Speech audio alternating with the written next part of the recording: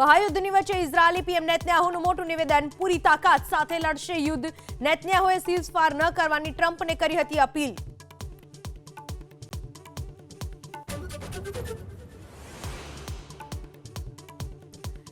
અસમ, કેરલમ અને પુડ્ડુચેરીમાં વિધાનસભા ચૂંટણી માટે આજે સાંજે શાંત થશે. ચૂંટણી પ્રચાર દિગ્ગજો લગાવશે જોર. અમિત શાહ અસમમાં, જેપી નડ્ડા પુડ્ડુચેરીમાં અને ખડગે અસમમાં ગજવશે સભા.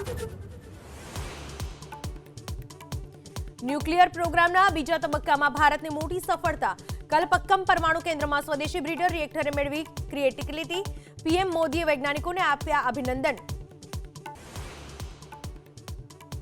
મહાયુદ્ધની વચ્ચે ઇઝરાયેલી પીએમ નેતન્યાહુનું મોટું નિવેદન, પૂરી તાકાત સાથે લડશે યુદ્ધ. નેતન્યાહુએ સીઝફાયર ન કરવાની ટ્રમ્પને કરી હતી અપીલ.